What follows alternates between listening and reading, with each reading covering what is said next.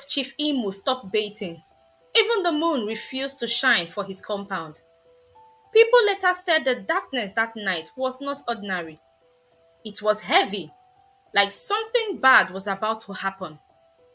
At exactly midnight, Chief Imo stood barefoot in the middle of his wide compound, his feet pressed into cold sand. Around him were big mansions, standing like empty shells. Luxury cars slept quietly, covered with dust. No one saw the light. Chief Imo bent down, plucked fresh grass, and began to chew it slowly, like a goat. His own bed was dirty and tangled. Dust covered his clothes. His eyes were empty, like a man whose spirit has traveled far away. And somewhere in the darkness, something unseen was watching him. Nobody knew that before the next morning, Chief Imo's life would scatter and then begin again. Chief Imo was known everywhere as the richest man in the city. If you mention money, his name will follow. If you mention land, his name will answer. Houses, he had more than enough to sleep in, one every week. Cars, some people only saw such cars on TV. But at 50-year-old, Chief Imo had no wife, no child, no friend. Whenever people asked him why, he would laugh, but his laughter never reached his eyes.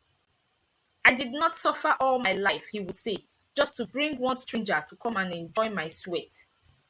To him, marriage was calm, friendship was danger, family was distraction. Even workers were enemies. Once they enter your house, he would say, they will start eating what you are eating. So Chief Imo refused to employ anybody. He washed his own clothes until his fingers cracked and bled. He cooked some food even though the kitchen was big enough for kings. When he fell sick, he treated himself. When he was tired, he slept on the floor instead of paying someone to help him. People begged him, Chief, employ one person at least. But he would chase them away and say, everybody wants free enjoyment. His stinginess was not normal. It was his religion. Slowly, people stopped coming around. Family members reduced their visit. Old friends stopped calling. Neighbors only greeted him from afar. And one day, Elder Okorie gathered courage and came to his house. My son, the elder said gently, money without people is a heavy curse. Chief Imo's face hardened. Old man, go and look for your own money. Elder Okorie left in silence. From that day, no elder stepped into Chief Imo's compound again. Only his animals remained. Goats, cows, dogs, chickens, birds, trees of all kinds. Those were the only things Chief Imo spent money on. He fed them well. He talked to them for hours. He watered his trees every morning and evening. He knew every animal by name. They don't betray, he would say. They don't beg for transport money. They don't pretend. Without knowing it, loneliness started eating him slowly, like termites. At first, it was silence that hurt him. Then sleep stopped coming. Then anger moved into his heart and refused to leave. Small thing annoyed him. The sound of children playing outside, the wind shaking its trees, even the sun rising too early annoyed him. His anger rose from 1 to 1,000. And one morning, while watching his goats roll happily inside dust, a strange thought entered his head. My animals don't bathe. And that evening, Chief Imo did not touch water. One day passed, 2 days, weeks. He thought again. My plants don't shave. He dropped his razor. My animals eat grass. He bent down, plucked grass, and chewed. When hunger came, he joined his cows. People passed outside, stopped and whispered in fear. Is that Chief Imo? What happened to him? Money don't spoil this man's brain. But nobody was brave enough to enter his compound. Depression wrapped him like cloth, but he did not know the name. He only felt empty, heavy, and angry. One evening, his cousin Namdi forced his way inside. My brother, Namdi cried, this thing you are doing is not normal. You are dying while alive.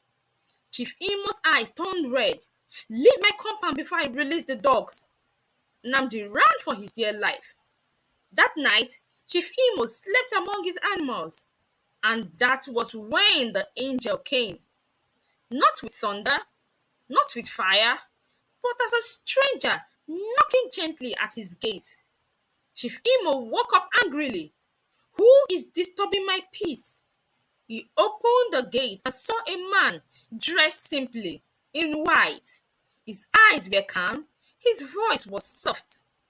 I am hungry. Chief Imo laughed bitterly. Go and eat grass with my goats. The stranger bent down, plucked grass, and ate. Chief Imo froze. Are you mocking me? The stranger looked up. You became what you loved more than people. Suddenly, the compound changed. Chief Imo saw visions. He saw himself as a child laughing freely. He heard his mother calling his name. He saw friends he pushed away. He saw chances he rejected. He saw love he buried with pride. Tears fell from his eyes for the very first time in many years. I was protecting myself, he whispered. You were imprisoning yourself, the stranger replied. Light surrounded the man. I was sent because you forgot that wealth is meant to be shared, not guarded like wound. Chief Imo collapsed. When he woke up, he was clean, baited, shaved, dressed in white. The stranger was gone, but peace remained. The next morning, Chief Imo opened his gate wide. He sent for Elder Okorie and knelt. I was wrong. He called Namdi back. He employed workers. Laughter returned to his house. Weeks later, an old friend, Bala, came and was shocked. You look alive, Bala said. I finally am, Chief Imo replied. And within 1 year, Chief Imo got married.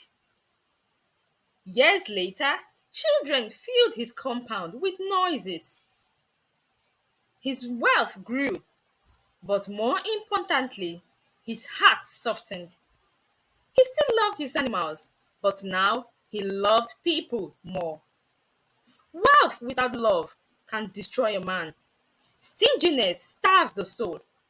Isolation breaks the strongest heart. Human beings need human beings.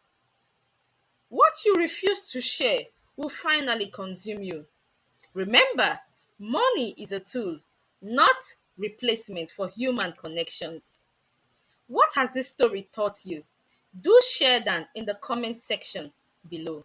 So, story lovers, we have come to the end of today's story. And if you're new here, you're hearing my voice for the first time, or if you've been watching without subscribing, don't forget to hit the subscribe button, give this video a big thumbs up, drop all your comments down in the comment section below, and stay glued because we have so much more coming your way. Once again, it's tale time with Udoka. See you in our next video, and bye for now.